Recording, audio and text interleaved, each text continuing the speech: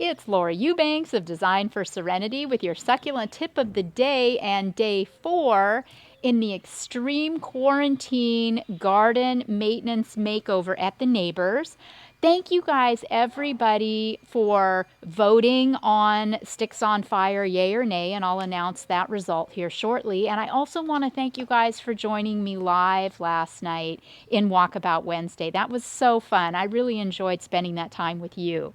So here's where I am at now. Now that I have got everything kind of cleared out, cleaned up, I'm at a point where I want to start deciding what of the plants I took out I want to put back in. So this Glauca aloe hybrid is so stunning. It's so, ooh, there's a snail in there too, yuck. So gorgeous. And look at the base of this pygmy palm here. You know, that is a hot mess. That does not look good. But watch what happens when we tuck these little glauca right in at the base of it. Now remember, since I'm working with these as cuttings, it's going to take a hot minute for them to reroot and throw off any kind of growth. So they'll just sit here and look cute like this for a really long time. And doesn't that just look so nice? Now I'll also be reworking, you know, the ribbons of rock later for the third element, but that just sings. You know, I might even, now that I have the glauca in there, I might go through and limb up and thin out this pygmy palm a little more too. See, it's just all in real time. You're just making this up as you go. Now, yesterday I was very clear when I showed you this aloe cameronii and how etiolated it had gotten, and I felt like I had made such a mistake planting it in this upper bed because it got too much shade, blah, blah, blah. Well, when the old owners left, they took the pots that I had in this garden with them, which has left a rather sizable gaping wound back here. So I need something to fill in the space. And so I've decided that I'm just going to use this cameronii as a cutting right here. I know this is not, you know, necessarily the best place for it, but I need something weight-wise to fill in. So this is my choice. If it doesn't do well, or it starts to etiolate again, or if I come across something that's better, I can always move it, but that's my decision for today. Okay, then over here, we've got some, you know, looks like opalina, lots and lots of babies, lots and lots of legginess. Look at that. So this is just, I'm not feeling this. So what I'm going to do, you know me, I like things that are compact. So I'm going to remove what isn't compact. Oh my gosh, look at this.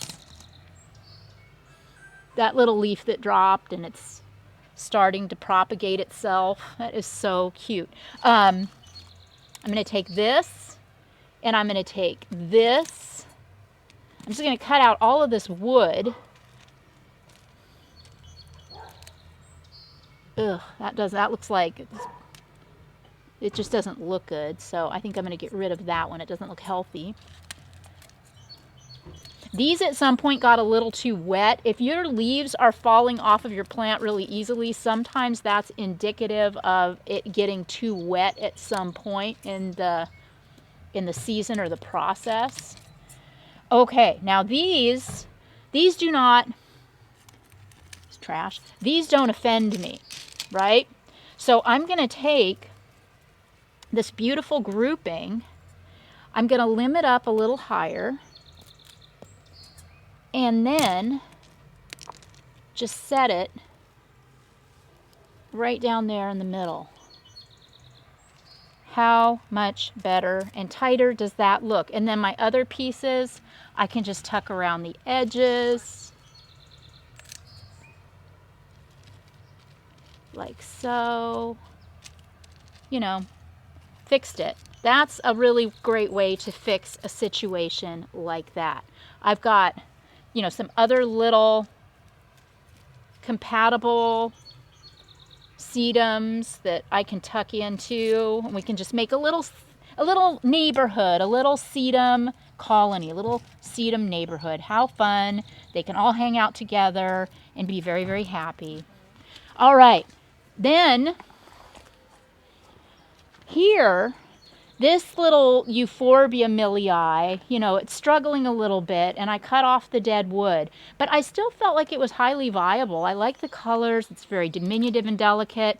So I thought I would take this aloe that I cut out of another part of the garden and just tuck it at the base. What that does is kind of cover up the woodiness of this plant, add some contrast, flush it out. Yeah, and ultimately, I just love the look of that now. I think that that really frames out that little millii, and I'm quite happy with it. Oh my gosh. This Dazzlerian longissimum and I spent about an hour together. This was such a mess, and I limbed all of this up, all of that. See, I actually had planted 2 here, so this is another one. So I cut a lot of the lower branches off of that. I cleaned out as much of the detritus as I could, and I reset the ribbon of black rock. Now, this is also Dazzlerian longissimum. It's a fantastic plant to uplight if you're interested in uplighting. See, this is what I talked to you about with the utility boxes, and we've got a fence post here. There's just a lot going on, and your instinct might be, oh my gosh, I have to cover all of that up. How are you going to do that? You really can't. So what I say is just forget about it.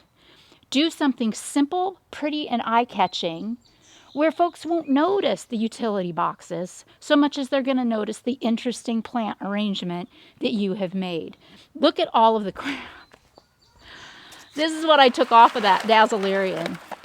I mean, I could make another Dazzlerian out of it, huh? But so, you know, I like this. I just think that this looks great. This is my solution to the quote-unquote problem of utility boxes.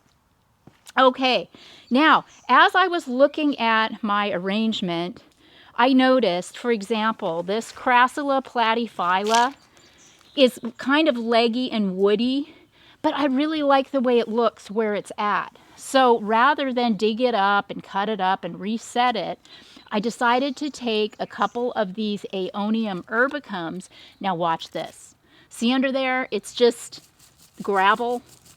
I'm just going to set these literally right on top of the gravel. And here in the land of milk and honey, those will figure it out. They will root through the gravel, into the soil, and grow and be fantastic. But doesn't that look cute? You know, it's diminutive, the Aeoniums are a bit shaded, and it just fills that in and covers up those stems. Kind of the same idea up here underneath this Crassula. Just looked a little empty right there. So I'm going to do the same thing and just tuck a couple of these Aeoniums under there to soften that up too. And in time, you know, these will grow to be really nice looking stands that I can manipulate again. But for now, they're placeholders, and it just looks really cute and finished. Okay, drum roll please. The votes are in, and it is a thumbs down on the sticks on fire. Remember, it was right here, and it's just, I agree with you guys completely. It's too busy. It's just too much. So this is not going to go back in this garden. Put it somewhere else. But what I'm left with, since we removed it, is a rather leggy Kalanchoe orgialis, which I don't like. So, took some more of the aloe glauca that keeps on giving, and I'm just going to pop it right where that Tirucali was. This is going to cover up the stems of the orgialis, but it's just not as busy and in your face as the Tirucali was, huh? So that, I'm loving that. That looks amazing. So, you know, that's basically all the work that I've had to do on plant replacement.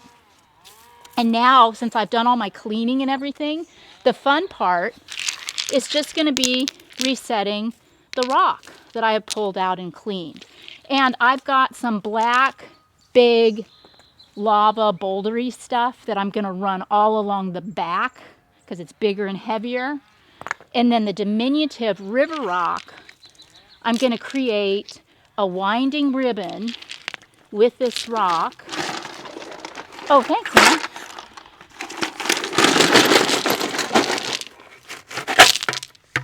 Remember, no straight lines in nature. You want your ribbons to undulate and to move.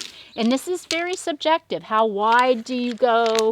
You know, how much of a serpentine look do you create? Do you touch the plants? That's all up to you. It's whatever you think, whatever looks good. This black piece of black lava, look at that. Sometimes, you know, that's all you need in life. Do it again. It's just, you've got that, okay, that's okay, right? But look, just one little rock can make such a difference in a design. It just finishes it and it makes it look so three-dimensional. So I just run my ribbon rock, my pebbles. The story with this rock is I actually didn't have enough materials to finish the job, so I took it from our property over there next to our car. I had put a lot of river rock in between the driveways, so I just took this from there, and that's what I did. I mean, necessity is the mother of invention, right, guys? So after you're done, you know, with your ribbon, is the time that you'll step back and you'll do any of your finish work, you know, any little snipping or clipping, or if you need to tuck another little plant in here or there, or, you know, just whatever last minute-y kind of things you have. But we are almost done with this, and it's just about time to start enjoying it. The clients, Luis and Denise, are so blown away. They are not plant people, and they have just been absolutely in awe of this process. Look at these little sedum virahiggins. Those are so cute. God, I love those. So yeah, this is the fun part, you know. This is like this is the candles on the birthday cake part. It's really, really fun. And the rock, you know, does make such a huge difference. So I do have a lot of rock work to finish, and I've got, of course, all of my cleanup to do. So we will do a grand reveal tomorrow. In the meantime, everybody have an awesome day. This has been Laura Eubanks of Design for Serenity, reporting from the neighbor's garden in extreme quarantine maintenance day 4, and your succulent tip of the day.